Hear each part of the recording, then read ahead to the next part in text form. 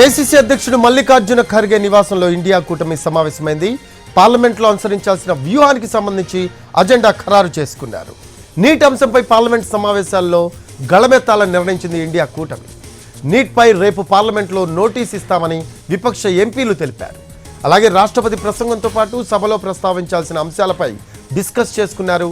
లోక్సభలో నిన్న జరిగిన స్పీకర్ ఎన్నిక, ఎమర్జెన్సీపై చేసిన వ్యాఖ్యలను విపక్ష సభ్యులు తప్పుపడుతున్నారు. ఈ అంశంలో ఎలా ముందుకు వెళ్ళాలి అన్న దానిపై చర్చించారు. ఇక అగ్నివీర్, నిరుద్యోగం వంటి అంశాలను కూడా పార్లమెంట్లో లేవనెత్తాలని ఇండియా కూటమి నిర్ణయించుకుంది. ఇండియా కూటమి సమావేశంలో రాహుల్ గాంధీ, కేసీ వేణుగోపాల్, శరద్ పవార్, సుప్రియా సూలేతో పాటు ఇండియా కూటమిలోని ముఖ్య నేతలు పాల్గొన్నారు.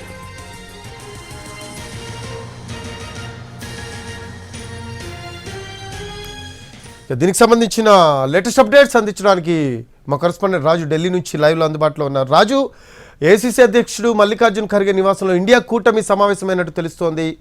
పార్లమెంట్లో మాట్లాడాల్సిన అంశాల మీద కూడా డిస్కస్ చేసినట్టు మనకు సమాచారం. దీనికి సంబంధించి లేటెస్ట్ అప్డేట్స్ ఏంటి రాజు? ఎస్ రవి, ఏదైతే కొత్త ప్రభుత్వానికి సంబంధించినటువంటి కీలకమైనటువంటి ఘట్టం ముగిసిందని చెప్పుకోవచ్చు. అంటే ఏ విధంగానైతే కొత్త ప్రభుత్వం ఏర్పడిన తర్వాత తొలిసారిగా జరుగుతున్నటువంటి ఈ పార్లమెంట్ సమావేశాల్లో మొదట అంటే ప్రోటెం స్పీకర్ ఎన్నిక కావచ్చు, ఆ తర్వాత సభ్యుల ప్రమాణ స్వీకారం, దాంతోపాటు ఇక ఏదైతే కేబినెట్ మంత్రులందరినీ కూడా సభకు పరిచయం చేశారు ప్రధానమంత్రి. ఇక రాష్ట్రపతి ప్రసంగం కూడా ఈరోజు ముగిసింది. సో ఇక మొదలయ్యేదంతా కూడా చర్చలు.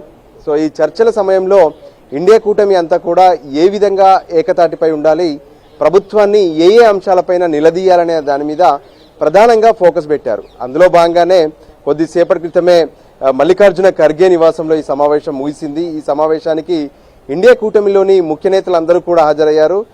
రాహుల్ గాంధీ సైతం ఈ సమావేశానికి హాజరయ్యారు. అయితే లోక్సభతో పాటు రాజ్యసభలో కూడా ఏ అంశాలను ప్రధానంగా ప్రజలకు సంబంధించినటువంటి అంశాలను లేవనెత్తాలి, ప్రభుత్వాన్ని ప్రశ్నించాలనే దాని మీద కీలకంగా చర్చ జరిగింది. మరోవైపు ఇప్పుడు మిగిలినటువంటి రోజులను చూస్తే అంటే పార్లమెంట్ సమావేశాలు 3వ తేదీ వరకు, అంటే జూలై 3వ తేదీ వరకు జరుగుతాయి.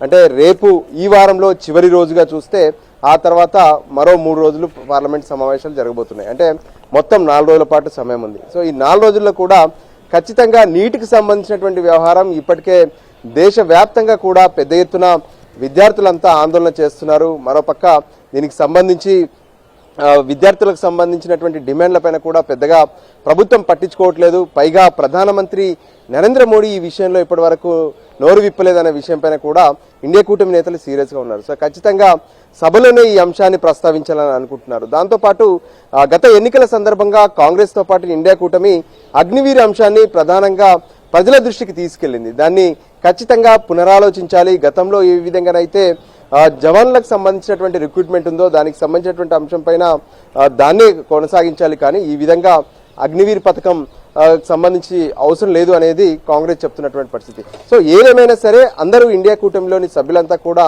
ఒకే తాటిపై ఉంటూ ప్రభుత్వాన్ని ఖచ్చితంగా సభ వేదికగా నిలదీయాలనే అంశంపైనే కీలకంగా చర్చ జరిగింది. రేపటి నుంచి ఇక సభలో ఏదైతే ప్రభుత్వం పైన ఖచ్చితంగా ఇక అటాకింగ్ మొదలు పెట్టాలనే ఆలోచనతోనే ఇండియా కూటమి కనిపిస్తుంది. Thanks for updates Raju.